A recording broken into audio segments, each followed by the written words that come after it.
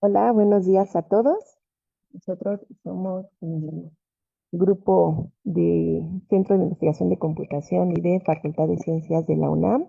Y el día de hoy vamos a comenzar el taller intersemestral de Introducción a la Computación Cuántica. Y agradezco mucho a todos su interés y su puntualidad para llegar en esta primera emisión. Les recordamos a todos que eh, deben ingresar al Classroom con una cuenta no institucional para que no tengan problema para ingresar, y les mandamos dos diferentes grupos. Si ya no pudieron acceder al primer grupo, pueden registrarse al segundo, van a tener exactamente la misma información para que no haya ningún problema. Es solamente para poder compartir esta situación. Al final de la sesión les vamos a compartir un registro para la asistencia y para que nos ayuden con una retroalimentación. También les vamos a pedir que participen realizando las actividades del taller. Finalmente es un taller teórico práctico y la idea es que puedan realizar las actividades. ¿De acuerdo? Y se van a considerar ambas situaciones para la generación de constancias al finalizar el, el taller. No se preocupen por esa parte, tampoco no importa si utilizaron un correo diferente para hacer su registro de inscripción.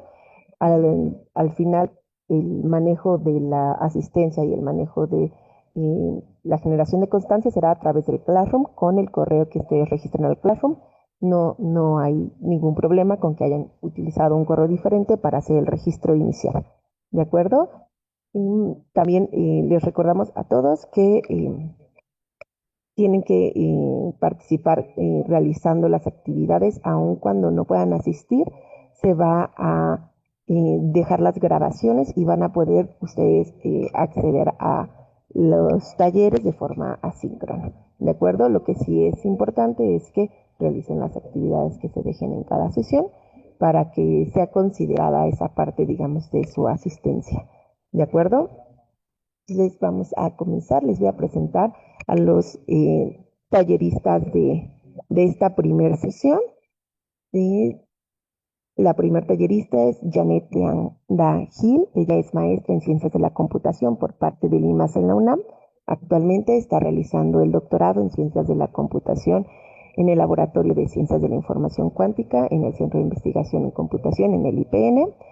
Ella se enfoca principalmente en modelos cuánticos de toma de decisiones, con énfasis en teoría de juegos, trabaja con Quantum Machine Learning y colabora como ayudante de profesor en el curso de algoritmos cuánticos que se da en este centro. También ha participado en challenges organizados en diferentes escuelas de computación cuántica y ha realizado contribuciones para la plataforma de PennyLane en la parte de software de cuántico en código abierto. Y también el día de hoy va a estar con nosotros Manuel Martínez Guerrero. Él obtuvo su licenciatura en física y su maestría en computación y electrónica en la Universidad Autónoma del Estado de Hidalgo. En la maestría estuvo profundizando en las técnicas de optimización y aprendizaje automático aplicado a física de altas energías. Actualmente es estudiante de doctorado en el Centro de Investigación en Computación, igual en el Instituto Politécnico Nacional, en el Laboratorio de Ciencias de la Información Cuántica. Él colabora con equipos interdisciplinarios, ha presentado sus investigaciones en conferencias internacionales. Su línea de investigación se centra en el modelo generativo cuántico, en el cual desarrolla y metodologías que integran el cómputo cuántico con enfoques avanzados de inteligencia artificial. Les recordamos también que este es un taller interdisciplinario. Vamos a tener aquí compañeros de diferentes niveles y de diferentes áreas, por lo cual les pedimos paciencia a todos aquellos que ya conozcan todos estos primeros temas, principalmente en toda la parte de ciencias básicas y de matemáticas, que son muy importantes para poder entender los modelos finales para los algoritmos. Entonces les vamos a pedir un poquito de paciencia a todos aquellos que ya dominen estos temas, recordando que en el taller vamos a tener eh, diferentes compañeros con diferentes niveles. Es un taller abierto que va desde licenciatura, ¿no? Entonces, por favor, tomen mucho eso en cuenta y sean pacientes con nosotros. Adelante, chicos. Les cedo la palabra.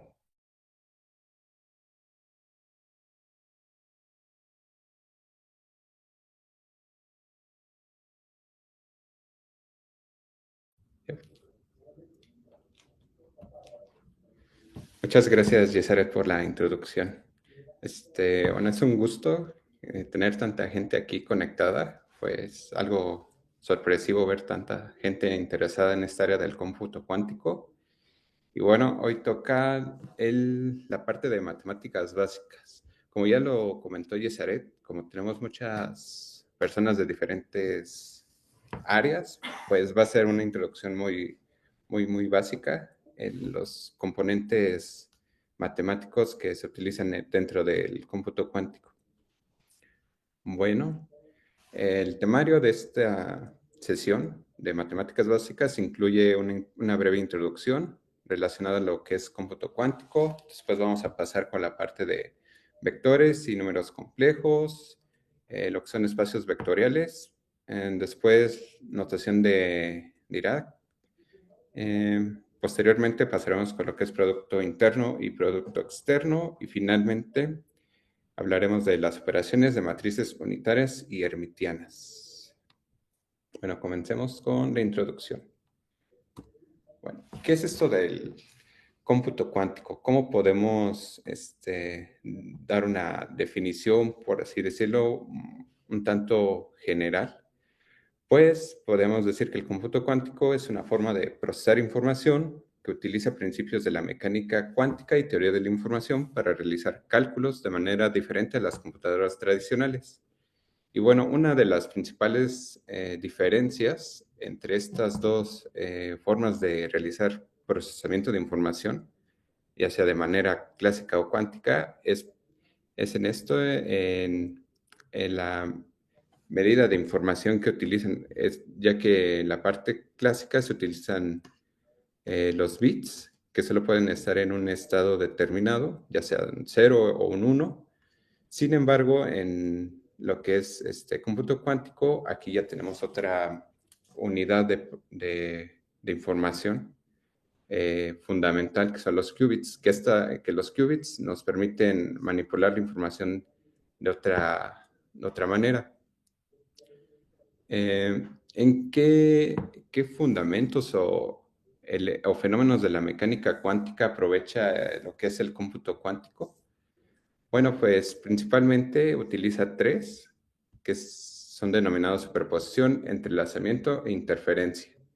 La superposición, como podemos ver aquí en la animación, consiste en que tenemos un elemento que puede tener, bueno, digamos, dos estados a la vez, que después de una medición, digamos que colapsa el sistema a uno de los posibles estados. El entrelazamiento se refiere a que, por así decirlo, dos partículas van a estar con sus respectivos estados y después de realizar una medición va a colapsar el sistema, cada uno a cierto estado. Y la interferencia se refiere más a lo que se encuentra del concepto de ondas en lo que es la física, en donde va a haber cierta interferencia constructiva, como aquí se ve en la animación, o interferencia destructiva. Estos tres fenómenos nos van a ayudar a poder procesar de forma diferente la información. Bueno, en sí el cómputo cuántico es relativamente joven, bueno, es un área relativamente joven, pero ya tiene sus años. Y bueno, aquí podemos ver un poquito de la historia. Y todo comenzó por ahí de los años 80 con la idea que propuso Richard Feynman, que propone crear computadoras capaces de simular sistemas cuánticos complejos. A partir de ahí se comenzó a estudiar esta área y comenzó a haber un mayor interés.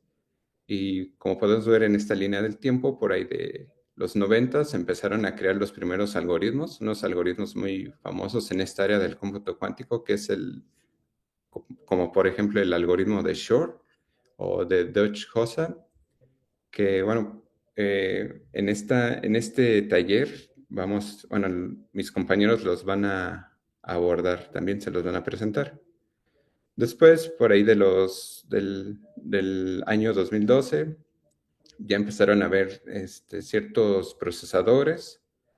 En el 2017 tenemos el inicio de la computación cuántica en la nube, y un paso muy importante se da bueno, en los años, a partir del año 2020, que es donde ya se empiezan a tener mayor estabilidad en lo que son los algoritmos, perdón, los procesadores.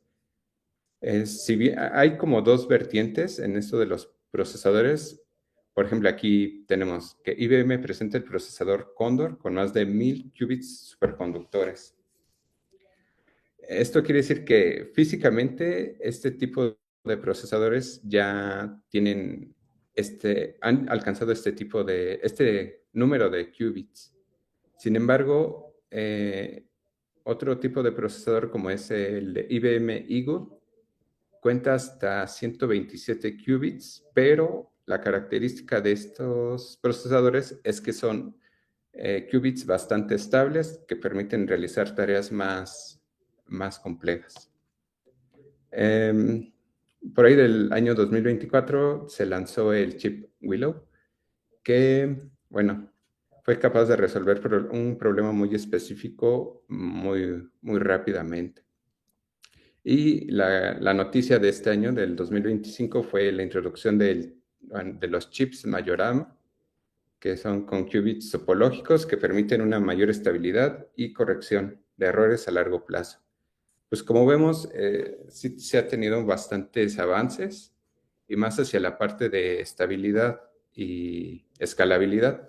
Ya es lo que se busca, pues esto nos permitirá realmente aplicar este tipo de algoritmos ya en aplicaciones de la vida real. Bueno, entonces, ahora, ¿por qué miramos hacia el cómputo cuántico? Bueno, como podemos ver o referirnos hacia la ley de Moore, el número de transistores en un chip se ha ido duplicando aproximadamente cada 2 años. Y como podemos ver en esta gráfica, donde se compara el tamaño de los transistores en nanómetros y el número de transistores, bueno, esta es una gráfica representativa. Vemos que cada vez se van haciendo más pequeños los transistores y se va aumentando el número de ellos. El problema aquí o el detalle es que cada vez que los vamos haciendo más pequeños, nos estamos acercando ya a otros ambientes, por así decirlo, donde ya otro reino, digamos, donde ya manda las reglas de la mecánica cuántica. Entonces es por eso que igual es otra motivación de esta parte del cómputo cuántico.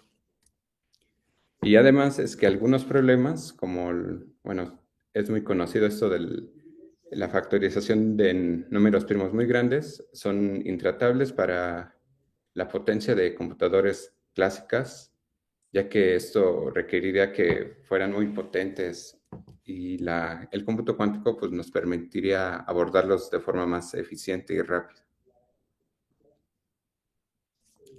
Bueno, ¿cuáles son algunas de las plataformas de hardware cuántico? Pues se tienen principalmente lo que son trampas de iones, como podemos ver aquí en la animación. Recientemente las topológicas, superconductoras, que son muy famosas esa estructura, y igual basadas en fotónica. Bueno, finalmente, en esta pequeña introducción, pues, ¿cuáles son algunas de las aplicaciones que se tienen en el cómputo cuántico? Pues en la física, en aprendizaje de máquina o machine learning, donde aquí en el laboratorio de ciencias de la información cuántica, pues hay varios compañeros que están en esta área. También tienen aplicaciones en química, criptografía, que es otra de las áreas fuertes del cómputo cuántico. También en finanzas, igual hay otros compañeros aquí en el laboratorio que están tratando de aplicar algoritmos de optimización para el área de finanzas, de portafolios, y también en el área de medicina. Bueno, como podemos ver, en general es un área relativamente joven, pero ya tiene cierta trayectoria. Tiene tiene capacidad de resolver problemas y ya se han tenido, bueno, ciertos avances en ciertas aplicaciones. Bueno, ya teniendo en cuenta esta pequeña introducción, motivación para seguir con este curso del cómputo cuántico, pues ya pasamos a lo que son el tema principal, que es, bueno, matemáticas básicas, y vamos a comenzar con el área de vectores y números complejos, que es un área muy importante en las matemáticas que involucran el cómputo cuántico. Bueno, como ya habíamos comentado en el inicio de esta presentación, pues es algo básico, así que por favor tengan algo de paciencia los que ya están en niveles más avanzados. Y bueno, un vector podemos definirlo como una cantidad con una magnitud y dirección, lo cual se diferencia de una cantidad escalar, como puede ser cualquier número que solo tiene su magnitud.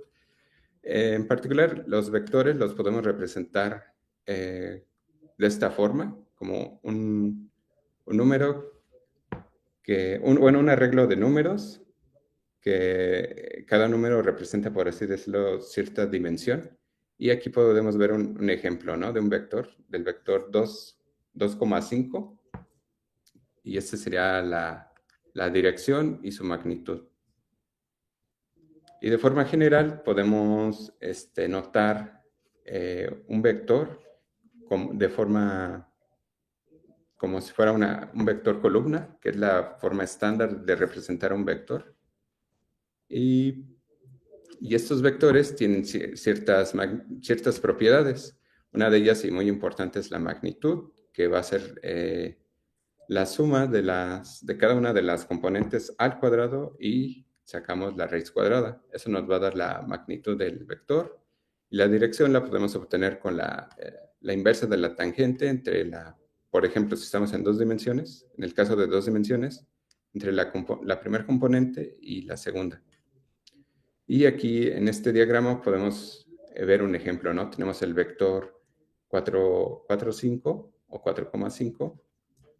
Sacamos la norma, que es la raíz de 41, y obtenemos 6,4. Y el ángulo en radianes lo calculamos con la inversa de la tangente y obtenemos 0,7 radianes. Bueno, este es un ejemplo para que tengamos una idea gráficamente de qué representan estas dos magnitudes. ¿Qué operaciones podemos hacer con vectores? Podemos tener la suma de ellos, que nos va a dar otro vector. Bueno, esto nos recuerda mucho a la forma del paralelogramo. Y también podemos tener la multiplicación por escalares, que simplemente lo que va a hacer es este escalar C, va a ser ya sea alargar o acortar nuestro vector original V. Bueno, eso es por parte de los vectores, es muy, muy básico esa parte y creo que no hay mucho detalle con ese tema. Bueno, ahora, ¿por qué los números complejos? Bueno, en el cómputo cuántico, los estados y operaciones se describen mediante números complejos, los cuales permiten modelar fenómenos cuánticos como interferencia y superposición. Bueno, en general, los números complejos en esta área es con lo que tratamos todo el tiempo, entonces es una parte muy importante. ¿Y cómo podemos definirlos? Pues es básicamente podemos representar un número complejo como una combinación entre una componente real y una componente compleja, la cual a su vez se compone de una unidad imaginaria i, que tiene esta propiedad de que la raíz de -1 es igual a i, y un coeficiente imaginario. Estos números complejos también se pueden representar mediante una forma vectorial, al igual que un vector normal. En este caso, sus componentes van a estar dadas por la parte real, en la primer componente, en el plano real, como lo podemos ver en esta gráfica, y la componente compleja va a estar en el otro eje. nuestro sistema de referencia, por así decirlo. ¿Qué operaciones se pueden hacer con estos números complejos? Bueno, al igual que con los números reales, por así decirlo, tenemos lo que es la suma y la multiplicación. La suma de ellos se va a quedar. Ah, ok. Ya te escuchamos. Entonces, otra vez, retomamos desde este punto. ¿Va? Bueno, les comentaba antes de que se cortara esto que, bueno, los números complejos igual tienen ciertas operaciones similares a los números reales. Y les comentaba que, bueno, por ejemplo, en el caso de la suma, aquí estamos sumando Z1 y Z2. Y lo que vamos a obtener al real es que la parte real de ambos va a quedar junta y la parte compleja de ambos va a quedar igual, de la misma forma junta. Y aquí tenemos un pequeño ejemplo, que lo podemos ver para tener mejor idea o referencia. Tenemos el Z1 y el Z2 y finalmente la suma de ambos de ambas partes, por ejemplo, de partes reales que tenemos 3 y menos 1 va a quedar 2 finalmente y 3 más 2, 5, ¿no? Finalmente. De la misma forma, bueno, aquí en el caso de la multiplicación ya es un poquito diferente, ya no es igual que, bueno, tan parecida al caso de los números reales, porque aquí ya la forma en que queda la multiplicación ya es diferente. Ya se combina en este punto la parte real y la parte compleja, como podemos ver, ¿no? Entonces, en el ejemplo que tenemos aquí, tenemos Z1 es igual a 1,2 y Z2 es igual a 3, menos 1, ¿no? Entonces, siguiendo esta fórmula, finalmente la posición del vector o la multiplicación de estos dos números complejos nos va a llevar a la posición 5,5. Ah, bueno, aquí me equivoqué, creo. Sí, hay un errorcito. Bueno, otras operaciones que tenemos respecto a los números complejos es el conjugado, el cual principalmente va a cambiar el signo de la parte imaginaria. Como podemos ver aquí, tenemos nuestro número real z igual a a más ib y su conjugado va a ser a menos ib. Y geométricamente, bueno, en esta representación podemos ver como si fuera una reflexión respecto al eje imaginario. Otra operación importante es el módulo, que aquí igual. Finalmente, el módulo se parece mucho a la norma que obtenemos de un vector normal, que es el cuadrado de cada uno de las partes reales. Bueno, ahora pasamos con lo que es el espacio vectorial. Y bueno, en la teoría cuántica se formula utilizando el lenguaje de los espacios vectoriales complejos, que son estructuras matemáticas fundamentadas en números complejos. Y en forma general o como definición tenemos que un espacio vectorial complejo V es un conjunto no vacío cuyos elementos, llamados vectores, están definidos junto a tres operaciones, que es la suma, la resta y la multiplicación escalares. Entonces, un espacio vectorial complejo o real también se va a definir como tal, como un espacio si cumple con estas tres operaciones de suma, resta y multiplicación por escalares. ¿Qué otras características tienen estos espacios? Bueno, V también contiene el vector 0 y bueno, estas operaciones de suma y resta y multiplicación también tienen las siguientes propiedades, que es conmutatividad, asociatividad, un elemento neutro aditivo, que sería el 0, el inverso aditivo, un elemento neutro multiplicativo, que es el 1, la compatibilidad con multiplicación escalar, distributividad sobre suma vectorial y distributividad escalar sobre la suma escalar. Algunos ejemplos de estos espacios vectoriales tenemos, por ejemplo, el El conjunto de vectores de tamaño n con entradas complejas, eso es un espacio vectorial, bueno, complejo. Y también el caso de las matrices de tamaño m por n, también es un espacio o forma un espacio vectorial complejo. Y como lo había comentado anteriormente, este formalismo también se aplica para espacios vectoriales reales. Algunas de las operaciones con matrices, pues se tiene la suma, la multiplicación por escalares, la multiplicación por multiplicación de vector por matriz, que nos va a dar un vector. Bueno, tanto la suma y la multiplicación por escalares nos lleva a otra matriz, y la multiplicación matriz por matriz igual nos lleva a otra matriz, siempre y cuando sean del mismo tamaño.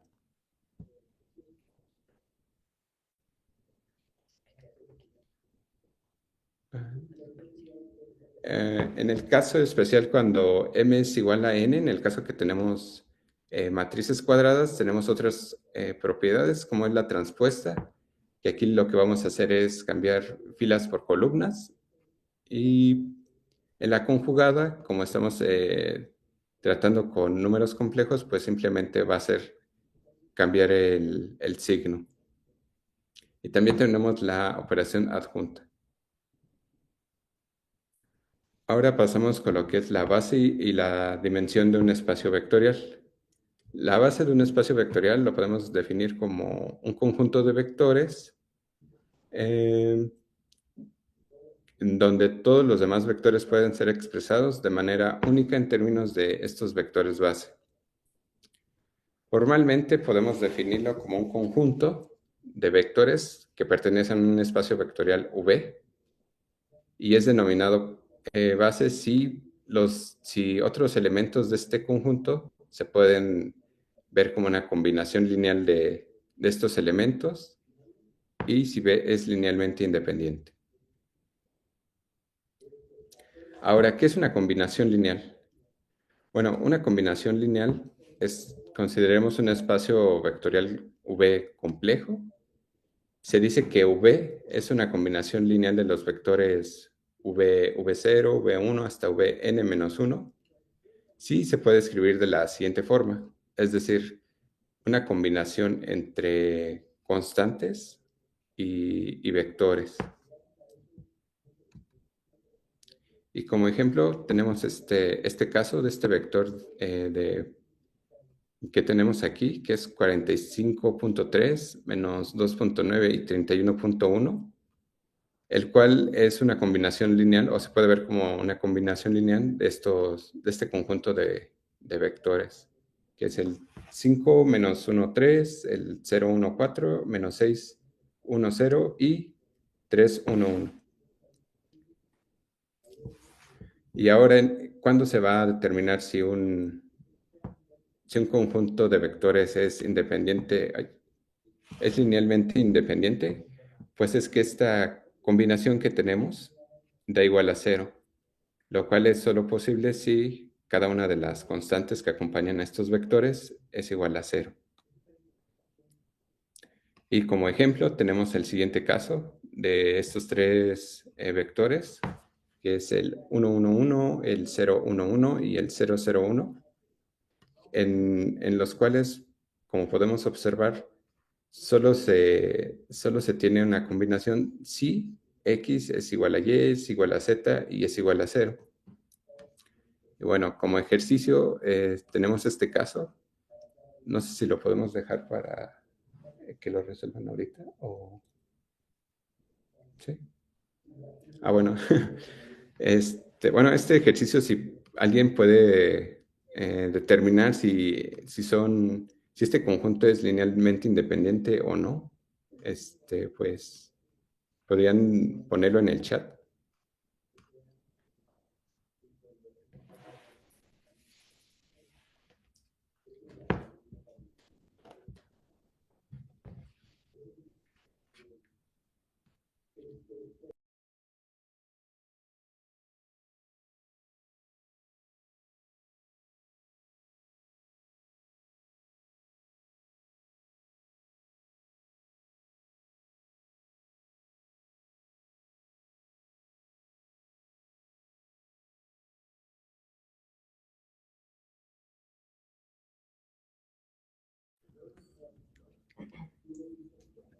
Ah, pues sí, sí es linealmente independiente.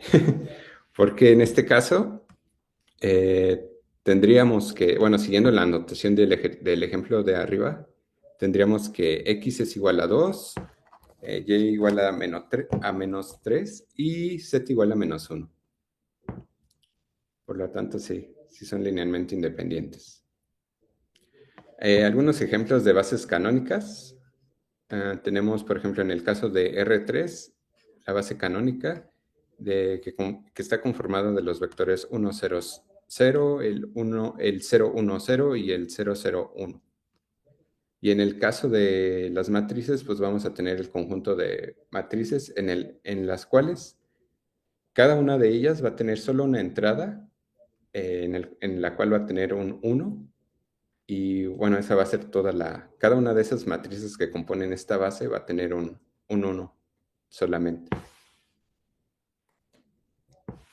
Y bueno, ahora la dimensión de un espacio vectorial. La dimensión de un espacio vectorial se define como el número de elementos que conforman esta base vectorial. Y como ejemplo tenemos en el caso de R3, se tiene que tiene dimensión 3, pues solo como vimos acá en el ejemplo anterior, pues el número de elementos que conforman este conjunto son solo 3 vectores. Un caso más general es el caso de de vectores complejos en n dimensiones, y pues aquí tenemos que la base, bueno, la dimensión está dada por n elementos o n vectores complejos. Y finalmente el conjunto de matrices m por n tiene dimensión m por n, eh, como espacio vectorial complejo. Ahorita me voy a regresar un poquito a la parte de operaciones.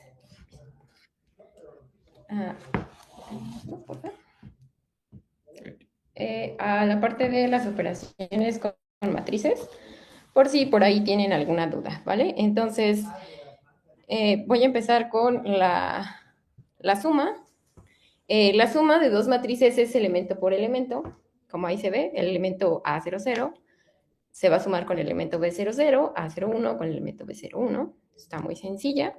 Después la multiplicación por escalares solamente es un número, puede ser un número constante, por toda la matriz. Entonces aquí lo que vamos a hacer es multiplicar ese número por cada uno de los elementos de la matriz. La multiplicación del vector por matriz es multiplicar la fila de la matriz por la columna de cada uno de los vectorcitos. ¿Sí? Esta fila, por todo este vector. Este vector aquí está representado como X mayúscula. Después la siguiente fila, de nuevo por este vector. Aquí está el siguiente elemento, está representado por X mayúscula.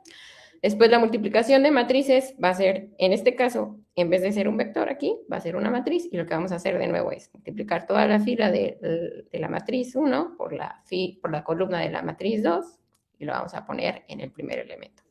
Después la fila 1 por la columna 2 lo ponemos en el segundo elemento y así sucesivamente. La transpuesta es cambiar los elementos de la fila hacia la columna y en este caso, por ejemplo, tenemos la primera fila que es A00, A01, lo vamos a cambiar ahora por la columna, ¿vale? La segunda fila por la segunda columna y así sucesivamente. La conjugada es cambiar los números que son en este caso complejos. Tenemos números imaginarios, si son positivos los vamos a pasar a negativos y si son negativos los vamos a pasar a positivos. Y la adjunta tiene las dos partes, transpuesta y conjugada. Entonces lo que hacemos es cambiar fila por columna y vamos a cambiar los números complejos. Vamos a cambiar positivos por negativos, ¿ok? Hasta este punto, ¿alguien tiene alguna duda? ¿Alguien no conoce algún término o a alguien se le dificulta algo? Sí, nos pueden poner ahí por... El ejercicio de linealmente independiente, ¿lo podemos revisar? Linealmente dependiente. A ver. Ok, vamos a revisarlo. Ok.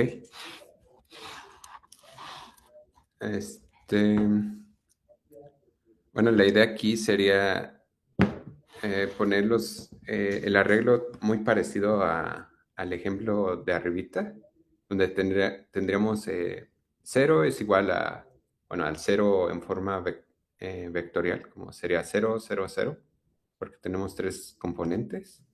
Esto lo igualaríamos igual como x y pondríamos el vector 1, 1, 1 más y pondremos, en este caso sería 0, 1, 1 más un z y pondremos el 2 menos 1 menos 1.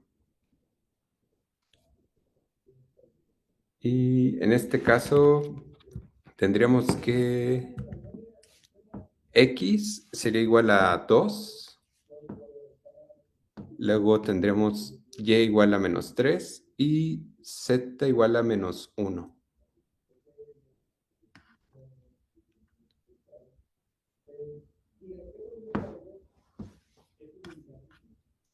¿Sí se entiende por qué en este caso? No, no entiendo. Ok. El caso de que sean linealmente dependientes quiere decir que nosotros podemos utilizar alguno de nuestros vectores, por ejemplo, x y y, para hacer el vector z, ¿me entiendes? Entonces, por ejemplo, aquí lo que vamos a hacer una combinación de dos vectores para tener un tercer vector. Entonces, por ejemplo, si multiplicamos x por 2, vamos a tener nuestro vector, ¿cómo quedaría? En vez de 1, 1, 1, va a quedar 2, 2, 2. ¿Hasta ahí sí? ¿Me sigues o no? Sí, Ok. Ahora, si multiplicamos a y por menos 3, pues va a quedar 0, menos 3, menos 3. Y por último, multiplicamos a z por menos 1, tendremos menos 2, 1 y, ¿vale? Ahora, si sumamos todos esos, ¿qué resultado nos quedaría? 2 menos 2, 0. 2 menos 3 menos 1, menos 2. Y 2, 2 menos 3 menos 1. Sí. Y 2 menos 3 más 1, sí, 0. Entonces en los 3 nos queda 0, ¿sí? Hasta ahí sí me entendiste. A ver, bueno, aquí es. Aquí tenemos, a esto lo multiplicamos por 2. 2, 2, 2. Acá no tienes el ejemplito. Aquí, la verdad.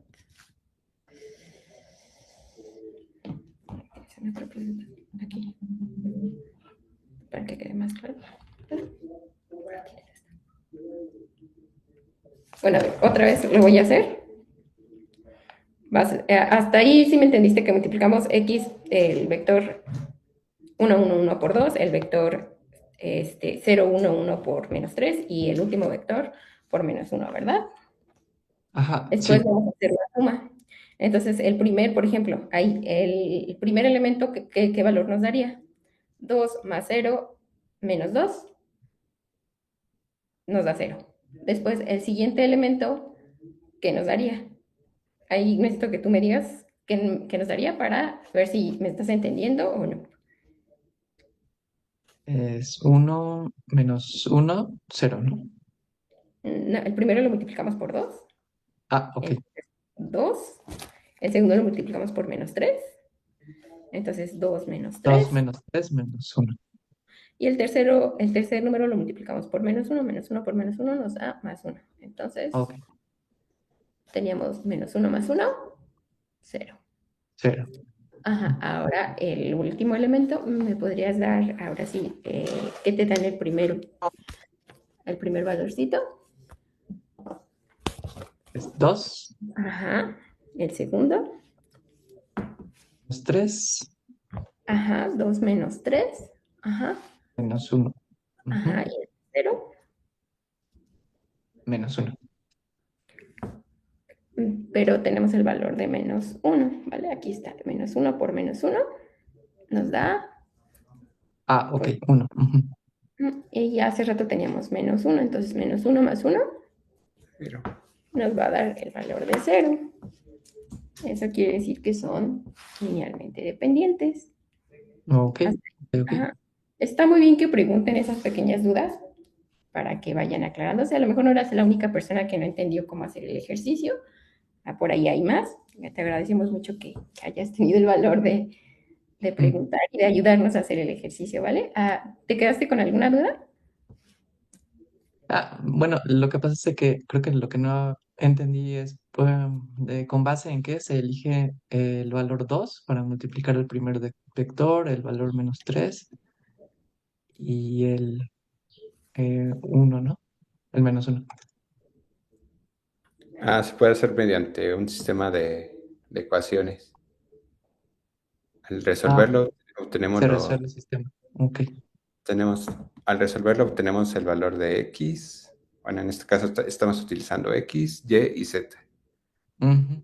Resolviendo Ya, el sistema de ecuaciones obtenemos x igual a 2, y igual a -3 y z igual a -1. Pero sí faltó comentar esa parte. exacto. Ujú. Gracias. Vale, Muchas gracias. gracias. Aquí la anécdota trata de que, bueno, Paul Dirac es un físico que era muy, muy callado, rara vez hablaba, muy, muy rara vez. Entonces uno de sus compañeros le empezó a hacer bullying, bueno, varios de sus compañeros, porque como casi no hablaba, decían, bueno, este hombre es un boque. Y uno de ellos cuentan que hizo una métrica a la que llamó Dirac, que es el mínimo, la mínima cantidad de palabras que puedes decir en una hora. Y cuentan por ahí que esa personita que le hizo bullying y que creó esta métrica fue Oppenheimer. Entonces, por ahí se queda esta anécdota. A ver, ahora sí, volvamos un poquito a esta parte matemática. Dirá que era una persona que le gustaba hacer las cosas muy elegantes, entonces él decidió crear justamente una notación que nos pudiera ayudar a describir los estados cuánticos. Les comentaba que como en clásica o en el mundo macromolecular tenemos diferentes sistemas. Entonces uno de esos sistemas puede ser, por ejemplo, una bicicleta o un carro y hay diferentes características que pueden ayudar a describir ese, por ejemplo, ese carro, por ejemplo, la velocidad, la aceleración que tiene, la distancia que recorre. Y al igual que en el mundo macromolecular, en el mundo cuántico, también existen sistemas y también hay ciertas medidas o diferentes operadores que nos ayudan a describir justamente un estado cuántico. Entonces, un estado cuántico es una descripción que nos da el estado físico de un sistema. En este caso, yo aquí tengo una partícula. Esta partícula nos va a ayudar a describir un poquito qué es un estado cuántico, ¿no? Entonces, como ya les mencionaba, en clásica tenemos que un carro nos puede dar la velocidad, la aceleración, la distancia. En este caso, esta partícula tiene ciertas características que pueden ser energía, momento angular y spin. Yo aquí lo que estoy describiendo en esta figura es el spin de esta partícula. La partícula puede tener un spin hacia arriba o un spin hacia abajo. Y esto que está aquí es la notación que ocupa Dirac, nada más es esta línea con este símbolo parecido al mayor que, o bien es un símbolo parecido al menor, ¿vale? Entonces, la representación de un ket va a ser una línea, el estado y el simbolito mayor que, y el bra es un símbolo parecido al menor que, el estado y una línea. El ket, que es el estado que vamos a estar ocupando usualmente, va a representar un vector en el espacio de Hilbert, que es un vector columna. Entonces aquí tenemos dos estados kets, ¿no? Donde nos está diciendo que el spin está hacia arriba y el otro spin está hacia abajo. ¿Y cómo lo podemos ver en vectores? Pues lo podemos ver de la siguiente manera. Un ket de un estado, perdón, un ket de un vector v se ve como una columna de todos sus elementos. Y hace rato también hablamos de la transpuesta. Entonces, si nosotros tenemos números reales, el bra de este vector v va a ser el vector transpuesto, que nos lo va a dejar en un vector fila. Si nosotros tuviéramos números complejos, entonces lo que nosotros necesitamos hacer para obtener este bra es el conjugado, el complejo conjugado y la transpuesta de este vectorcito v. ¿Ok? Oye, ahí cómo se relaciona el spin, porque en la notación, el spin es una dirección, la dirección del vector. En este caso, el spin nada más es una característica. Este ejemplito que estoy poniendo aquí es una característica que tienen los spins.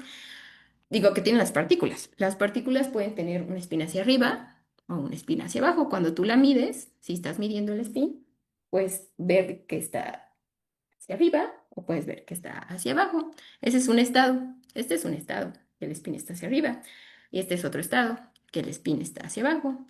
Pero estas flechitas nada más es como una parte abstracta. Nosotros estamos abstrayendo esa característica del vector. También le podemos poner, de la partícula, perdón, también le podemos poner cero y aquí uno, si nosotros queremos. Es la manera en la que estamos describiendo el estado de ese spin. Sí, sí, sí, sí me di a entender.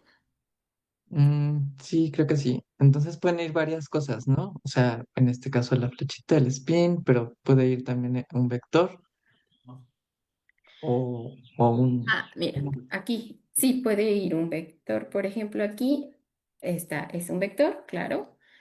Y aquí depende de tú el sistema que quieras describir. Ujú. Más adelante les vamos a dar unos ejemplitos que les van a dejar un poquito más claro. Ahorita estamos viendo un poco la parte matemática, pero más adelante les vamos a explicar un poquito más con estos estados cuánticos y cómo podemos representarlos para que no se queden con dudas, ¿vale? Porque sí puede ser, en este caso, un Perdón, vector. maestra, realmente entonces lo que nos acaba de explicar en relación al SPI es una representación gráfica para la notación, ya en las ecuaciones o en las fórmulas, ¿no? Esta es una notación, sí.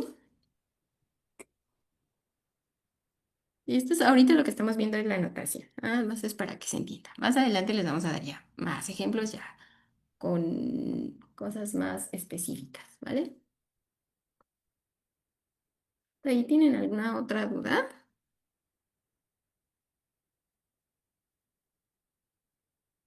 Y no, para empezar a pasarnos ahora sí a Producto Interno y Externo. Ahorita lo que nosotros quisimos fue explicarles un poquito acerca de la notación de Dirac para ver el Producto Interno y Externo de una manera como más elegante, utilizando esta notación e irlos introduciendo un poquito a este mundo de computación cuántica, ¿vale? Entonces vamos a empezar con el producto interno, que también se conoce como producto punto o producto escalar. En este caso, este producto interno lo que nos da es cuán parecidos son dos vectores. Ahorita voy a regresar a la parte de vectores, ¿vale? Entonces nos va a decir qué tan parecido es el vector uno, en este caso, con el vector 2.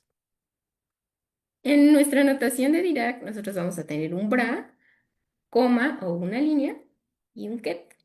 Y lo que se hace, ya habíamos visto, si tenemos el vector B1, nuestro vector en ket va a ser va a ser un vector fila, entonces lo vamos a cambiar a un vector columna, la respuesta. Y el vector y el ket, que es un vector fila, se queda, de que es un vector columna, perdón, se queda así. ¿Vale? Ahorita les voy a dar un ejemplo para que no se confundan. Ya habíamos visto que en caso de reales nada más se utiliza la transpuesta y en caso de números complejos se utiliza el conjugado complejo y la transpuesta, ¿vale?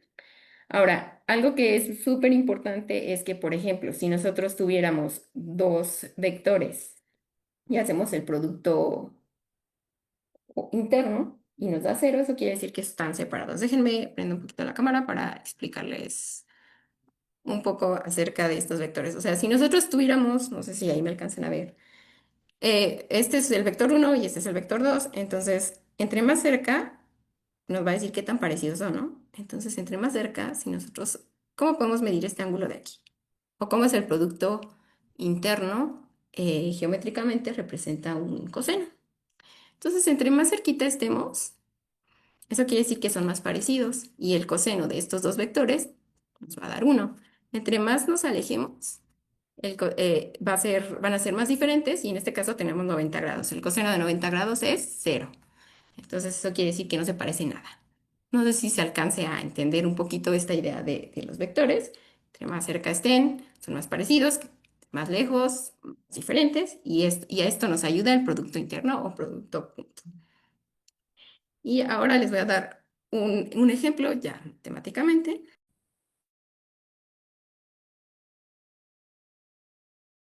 ¿Sí se entendió? Un poco la representación geométrica de por qué un producto punto nos ayuda a ver si dos vectores son parecidos o no. Ok, Sí, vale. Va. Bien, entonces, vamos a hacer el primer ejercicio del producto interno. Tenemos que nuestros gets son vectores columna, ¿vale? Tenemos el vector B1 y el vector B2. Lo que vamos a hacer es primero hacer el conjugado transpuesto del vector B1 para convertirlo en bra. Y entonces, ¿qué nos queda? Este lo vamos a pasar a fila, ¿vale? Lo pasamos a fila, pero tenemos que cambiar el signo de cada uno de los números imaginarios. Entonces, este que era más 3i lo cambiamos para menos 3i. Este que es 0i, pues el menos. Y el más i lo cambiamos a menos, ¿vale? Y el vector B2, que es el ket, lo vamos a dejar así en vector columna. Y empezamos a hacer la multiplicación. La multiplicación va a ser este elemento por este, el segundo elemento por el segundo de la columna y el tercero de la fila por el tercero de la columna. Aquí hay que aclarar que vamos a hacer una multiplicación de elementos reales con elementos complejos. Entonces, si yo tengo 6, lo voy a multiplicar 6 por 0 y también voy a multiplicar más, o en este caso menos, 6 por 7i. Y luego el siguiente elemento, 3i por 0, menos 3i por menos 7i. Y así cada uno de estos. Y después toda esta suma, pues ya nos da menos 67. ¿Alguien tiene dudas ahí cómo hacer multiplicaciones de números reales con complejos o multiplicaciones de complejos? Ujú, ujú. no, es Hola, como hacer, eh, perdón, solo quería preguntar, pues no entrando mucho en la parte demostrativa, pero sí una justificación así rapidita, porque si quiero convertir SB1 a un BRA, me parece, ¿por qué lo tengo que transponer? O sea, ¿por qué tiene que ser el conjugado, perdón? La definición que dimos hace rato de bracket es que Ah, el bra va a ser el transpuesto conjugado del get, ¿vale? Les dimos una definición nada más de cómo va a ser nuestro bra. Es la definición que tenemos. ok, ok, Sí. ok, gracias. No, pero, gracias a ti por preguntar.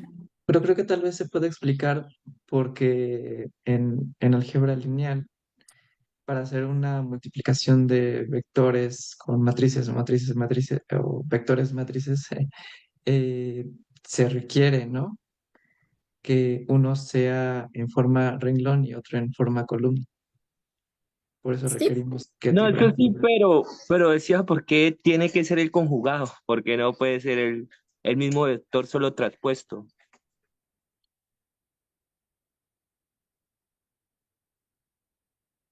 De pronto era más como la intuición de eso, pero está bien. O sea, yo entiendo la definición. Igual, gracias. Ajá. Ok, creo que ya te entendí.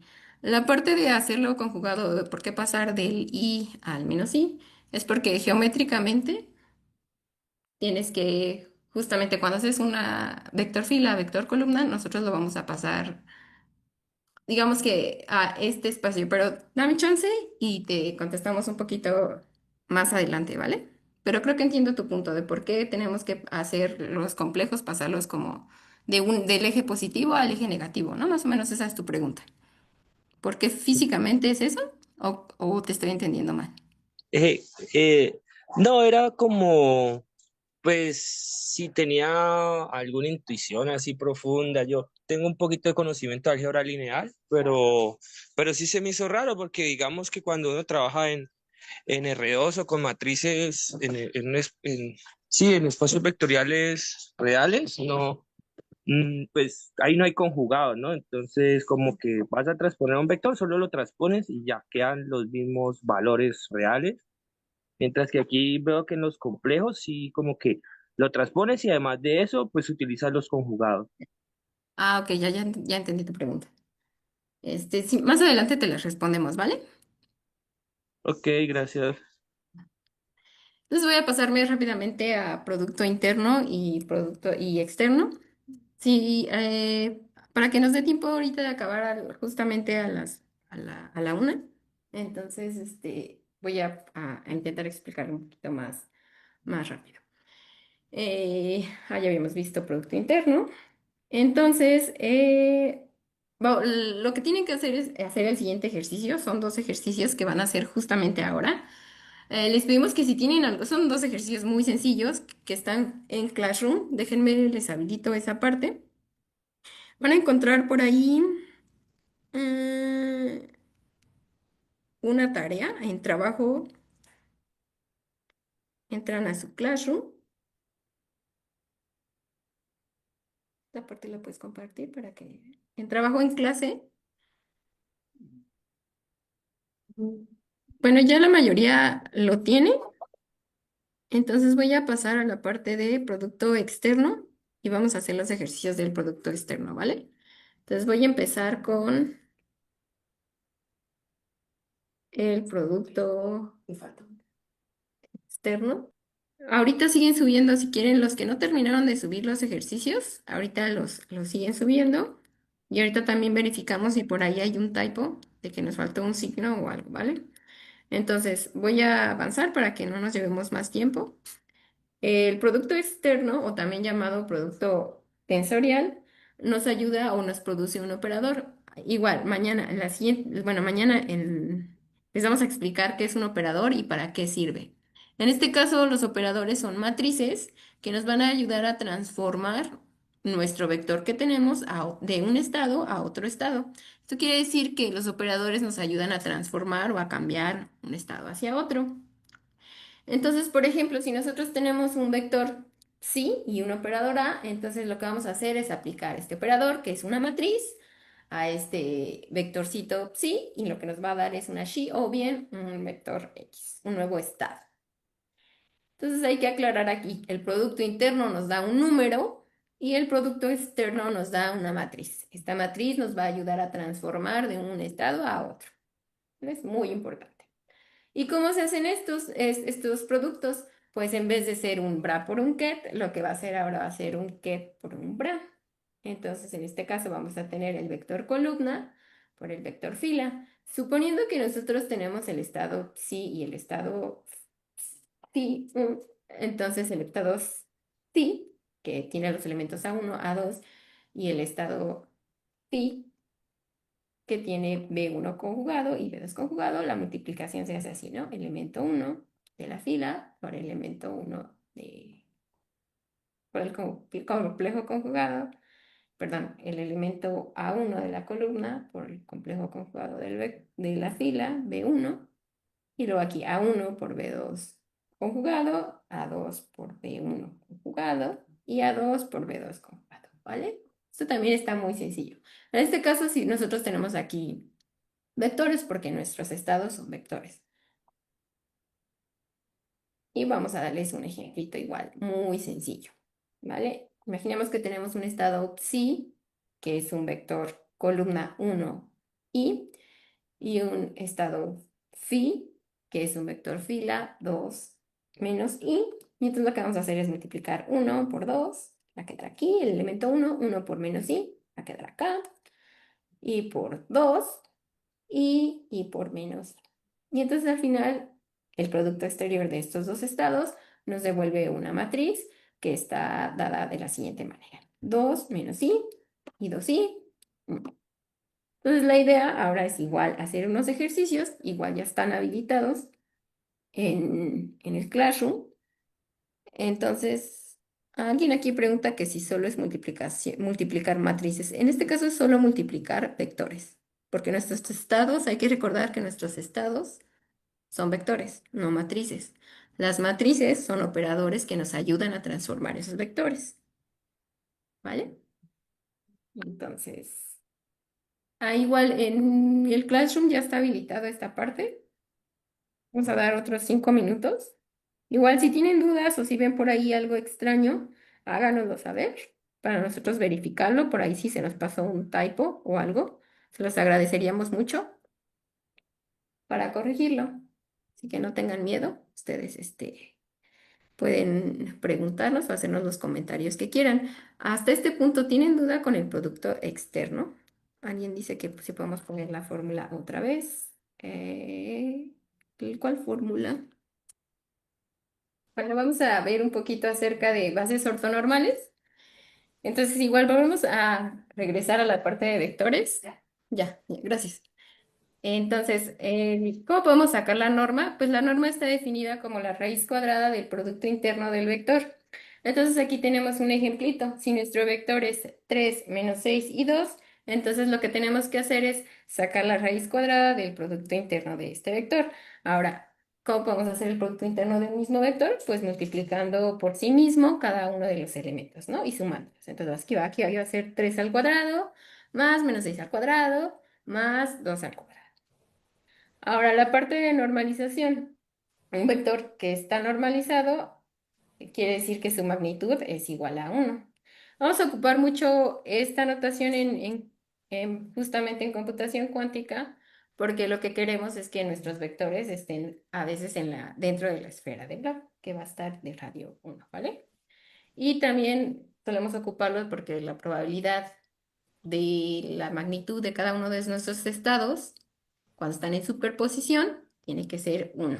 Entonces, cuando nosotros, más adelante les vamos a explicar qué es un estado que está en superposición y las magnitudes de estos estados, y siempre nos tiene que dar la suma de las magnitudes 1, porque la probabilidad debe de estar, va desde 0 a 1. Entonces, un vector normalizado es el vector entre la norma, y la norma ya quedamos que era la raíz cuadrada del producto interno de ese mismo vector. Ahora, ¿qué es un vector ortogonal? Ya les habíamos dicho hace rato, un vector ortogonal es cuando son estos vectores totalmente, que no son nada parecidos, ¿no? Entonces tienen un ángulo de 90 grados, ¿no? Estos son los vectores paralelos, que se parecen mucho, o que son iguales más bien en este caso. Entonces el producto interno va a ser 1. Los vectores ortogonales son vectores que no se parecen en absolutamente nada. Entonces el producto interno va a ser 0. Y los antiparalelos es que tienen sentido, bueno, la dirección está al revés. Entonces nos va a dar. Ahora bien, vamos a utilizar a veces bases ortonormales. En este caso, estas bases lo que tienen son vectores ortogonales y a su vez están en una base en una base, están normalizados, ¿vale?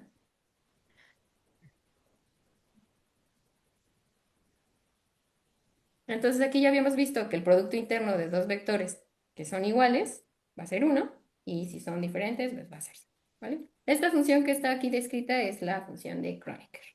Ahorita no la vamos a ocupar. Estos son ejercicios que vamos a estar haciendo, pero ahora no los vamos a hacer por falta de tiempo, entonces nos vamos a ir al siguiente tema, porque nada más tenemos 10 minutos, 13 minutos.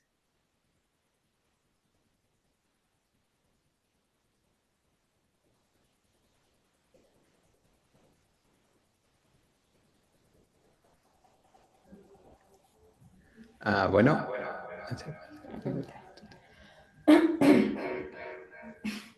finalmente pasamos al último tema de esta sesión, que es operaciones de matrices unitarias y hermitianas. Bueno, en general vamos a estar operando o realizando operaciones en lo que es un espacio de Hilbert. Y este espacio de Hilbert se define si existe una operación de producto interno. Y como podemos ver en este diagrama, vemos dónde se localiza lo que es el espacio de Hilbert. Este se encuentra dentro de las operaciones que se llevan a cabo en un espacio vectorial y en particular si se tiene definido una operación de producto interno. Si tenemos un espacio que cumple con tener un producto interno, se puede decir que a grandes rasgos que estamos dentro de un espacio de Hilbert. Ahora, ¿qué es una matriz hermitiana? Una matriz hermitiana tiene que cumplir con ser cuadrada, o sea, de n por n, y se denomina hermitiana si es igual a su transpuesta conjugada. Y, por ejemplo, una particularidad de este tipo de matrices es que todos sus eigenvalores son positivos. En este ejemplo, como podemos ver, tenemos nuestra matriz A. Y lo que vamos a hacer es transponer y conjugar los elementos. Entonces tenemos la fila que está compuesta por los elementos 5, 4 más 5i y 6 menos 16i. Lo que vamos a hacer es transponerlo en la primera columna de esta matriz, que quedaría igual, quedaría 5. Ahora vamos a transponer y conjugar el 4 más 5i, lo cual nos llevaría a un 4 menos 5i. Y de la misma forma hacemos con el último elemento de la primera fila de la matriz A, que es el 6 menos 16i, nos lo va a llevar a un elemento de 6 más 16i.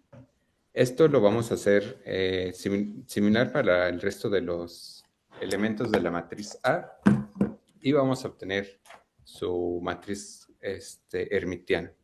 Bueno, transpuesta conjugada, perdón. Un caso más sencillo es el ejemplo de abajo, de la matriz de 2 por 2. Aquí es más obvio esto de hacerlo conjugado y transpuesto. Y bueno, no es tan difícil ver en este caso lo que se debe de hacer. Bueno, si hay dudas, al finalizar el tema nos las pueden exponer. Otros ejemplos, en particular estas tres matrices, bueno, aquí las denominamos A, son muy importantes dentro del cómputo cuántico y ya lo van a ver en futuras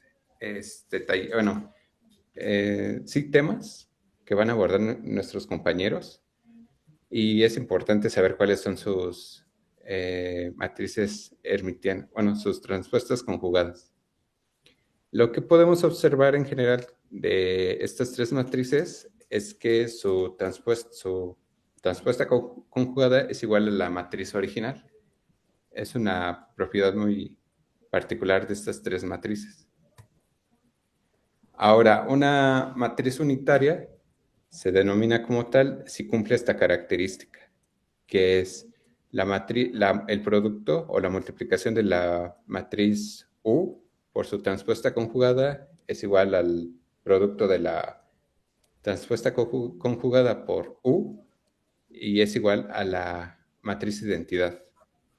Y un ejemplo particular es esta matriz, que puede aparecer o se denomina como de rotación. Y haciendo los cálculos de este pequeño ejemplo, podemos llegar a que sí, realmente obtenemos por una parte, que es la matriz U, por su transpuesta conjugada, nos lleva a la matriz identidad de 3 por 3. Y si ahora calculamos ahora la transpuesta conjugada por U, obtenemos o llegamos al mismo resultado, que es la matriz unitaria de 3 por 3. Finalmente, observamos que en ambos casos llegamos a la matriz unitaria de 3 por 3 y por lo tanto U es una matriz unitaria. Si tienen dudas, al final los podemos comentar. Y bueno, con este tema terminaríamos por el día de hoy el taller de matemáticas básicas. El día de mañana vamos a empezar ahora sí con la parte un poquito más entrada a computación cuántica. Vamos a dar unos conceptos que son necesarios, que ya les habíamos comentado, acerca de estados cuánticos, acerca de operadores y cómo vamos a utilizar esto. El día de mañana también vamos a empezar a ver ya compuertas cuánticas y van a hacer su primer programa, que va a ser como su Hola Mundo. Entonces procuren tener una computadora cerca. Lo que vamos a utilizar es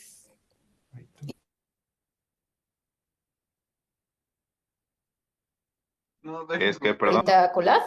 Entonces, si tienen una para hacer su primer ejercicio, ¿vale? Vamos a utilizar un simulador cuántico y van a utilizar ciertas compuertas.